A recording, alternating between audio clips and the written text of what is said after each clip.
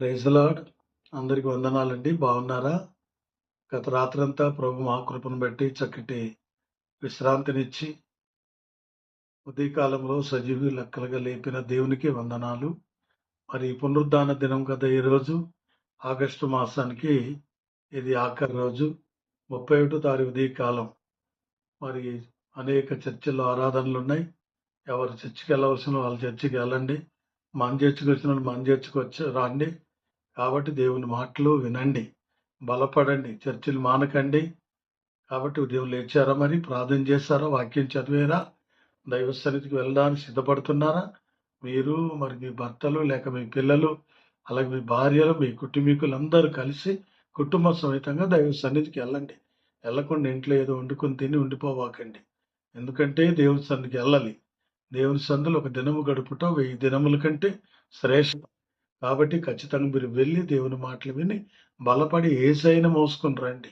డబ్బు, ధనం, బంగారం కాదు. యేసయ్యను మోసుకుని రండి. ఆ వారమంతా సరిపడే వర్తమానం సేవకులు చెప్తారు, అది విని బలపడి రండి. దేవుడు మిమ్మల్ని దీవించాలని కోరుతూ ఈ ఉదయ కాలంలో చిన్న వాక్యాన్ని నేను ముందుంచాలని ఆశపడుతున్నా. ఇర్మీయా గ్రంథం 31 అధ్యాయము 13వ వచనంలో మాటలు చదువుతున్నారు, వినండి. వారి దుఃఖమునకు ప్రతిగా సంతోషమిచ్చి వారిని ఆదరించెదను. విచారం కొట్టివేసి నేను వారికి ఆనందం కలుగజేతును. కనుక కన్యకలను, యవ్వనులను, వృద్ధులను కూడి నాట్యమందు సంతోషించెదరు. దేవుడు తన మాటలు దీవించును గాక. ఈ చక్కని మాట దేవుడు ఇర్మీయా ప్రవక్త ద్వారా దేవుడు రాయించి ఉంచి ఉన్నాడు అనమాట. ఎందుకంటే ఈ మాటలు విన్నప్పుడు మీకు ఏమనిపిస్తుంది? ఒకసారి చూడండి, ఆ మాట చూడండి. వారి దుఃఖమునకు ప్రతిగా సంతోషమిచ్చి. ఈరోజు ఏ దుఃఖములను ఉన్నావు? ఈ రోజట దుఃఖం తీసేస్తాడంట, సంతోషం ఇస్తాడంట. వారిని ఆదరించెదరు. చూడండి, సంతోషం ఇచ్చి ఏం చేస్తాడు? ఆదరిస్తాడు, ఆనందింపచేస్తాడు. ఒకవేళ మానసికమైన దుఃఖం, కుటుంబంలో ఏదైనా దుఃఖం, ఇరుగు పొరుగు వల్ల మీకు దుఃఖం, తల్లిదండ్రుల వల్ల ఒకళ్ళ దుఃఖం, భర్త వల్ల ఏదైనా దుఃఖం, భార్య వల్ల ఏమైనా దుఃఖం, మనకు ఎందుకంటే పొరుగు వారి వల్ల ఏదైనా దుఃఖం ఒకళ్ళ ఉందా? ఆ దుఃఖం ఈరోజు తీసివేస్తానంటున్నాడు. దాన్ని దేవుడు తీసివేసి సంతోషం ఇస్తానంటున్నాడు, ఆనందం ఇస్తామంటున్నాడు అండి.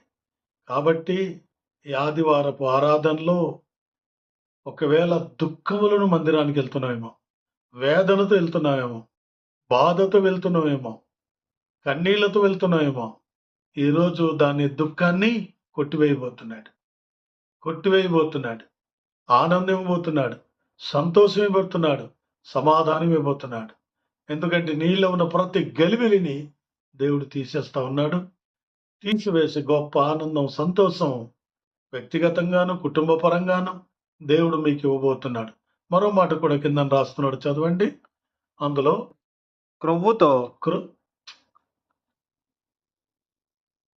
కనుక కన్యకలను, యవ్వనులను, వృద్ధులను కూడి నాట్యమందు సంతోషించెదరు. చూడండి, కన్యకలు అన్నారు, యవనులు అన్నారు, వృద్ధులు అన్నారు.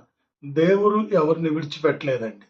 దేవుని బిడ్డలారా, కన్యక గురించి బాధపడుతున్నావేమో, యవనస్తుడి గురించి బాధపడుతున్నావేమో, వృద్ధాప్యంలో బాధపడుతున్నావేమో, వృద్ధ తల్లిదండ్రులు బాధపడుతున్నారేమో, యవనస్తులు ఒకళ్ళు ఉద్యోగం లేక బాధపడుతున్నారేమో, దేవుని బిడ్డలారా కన్యకలు పెళ్లి కాక బాధపడుతున్నారేమో.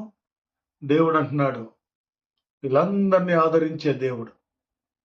యవనస్తులనైనా, కన్యకలనైనా, వృద్ధులనైనా దేవుడు ఎవరిని విడిచిపెట్టాడు, దేవుడు ఎవరిని వదిలిపెట్టాడు. దేవుడు గొప్ప కార్యాలు దేవుడు చేస్తాడు. ఈ 31:13 వచనంలో మాట ఎంత ధైర్యం ఇస్తుందండి, ఎంత బలపరుస్తుందండి. ఆలోచించండి దేవుని బిడ్డలారా. దేవుని సన్నిధులు ఈ మాటలు మీ హృదయంలో చేర్చుకోండి. ఈ మాట చదివి ధైర్యంగా ఉండండి, బలంగా ఉండండి, చక్కగా ఉండండి, ముందుకు వెళ్ళండి. ఈ రోజంతా ఈ మాట నేను ధైర్యపరుస్తుంది, బలపరుస్తుంది, నీ యొక్క ప్రతి అవసరం తీరుస్తుంది, నిన్నెంతో బలము చేకూరుస్తుంది. కాబట్టి ఈ ఉదయ కాలంలో ఈ మాటలు బట్టి ఒకరికొకరు మాట్లాడుకుంటూ ముందుకు వెళ్ళండి. అలాంటి కృప మీ అందరికి తోడై ఉండి నడిపించును గాక. ఆమేన్. చిన్న ప్రార్థన. ప్రభానికి వందనాలు తండ్రి. దుఃఖాన్ని కొట్టివేస్తానన్నావు, ఆనందం ఇస్తామన్నాను, సంతోషం ఇస్తానన్నావు తండ్రి. అయ్యా, కన్యకలను, యవనులను, వృద్ధులను కూడా నేను తండ్రి వాళ్ళని ఆదరిస్తానన్నావు, ప్రేమిస్తానన్నావు తండ్రి. వాళ్ళకి తోడై ఉంటా నడిపిస్తానన్నావు తండ్రి. వారిలో ఉన్న ప్రతి దుఃఖమును, వేదనను తీసివేయడం సమర్థుడి మీరు నాయన. ఆయన ఎవరి బిడ్డ ఏ దుఃఖంలో ఉందో, వృద్ధాప్యంలో ఉన్న ప్రభా బిడ్డలు, అయా కొడుకు కూతుర్లు బిడ్డలు చూడకుండా ఏ బాధలో వృద్ధులున్నారో తెలియదయ్యా. ఆదరించి దేవుడు మీరు, బాగు చేసే దేవుడు మీరు, కౌగిలించుకునే దేవుడు మీరు, ముదిమి వచ్చే వరకు నడిపించే దేవుడు కదయ్యా.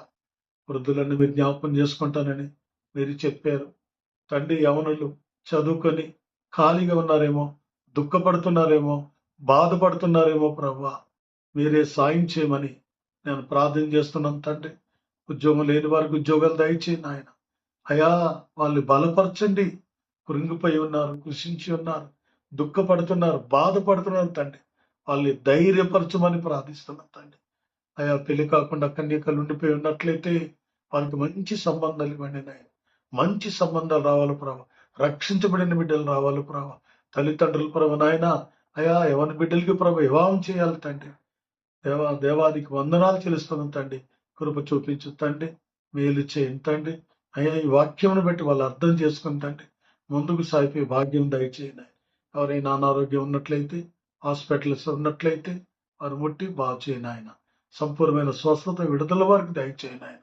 మరి ప్రతి ఒక్కరూ ఆరాధనకు వెళ్ళి బలం పొంది, శక్తిని పొంది, నీతో కలిసి ఆరాధించి తిరిగి రావడానికి సాయం చేయండి తండ్రి. మీరే మహిమ పొందమని ఈ చిన్ని ప్రార్థన మీ పాసనలో చేర్చుకోమని యేసయ్య నామములో ప్రార్థించి వేడుకొనిచున్నాము పరమ తండ్రి. ఆమేన్. God bless you. దేవుడు మిమ్మల్ని దీవించును గాక. ఆమేన్.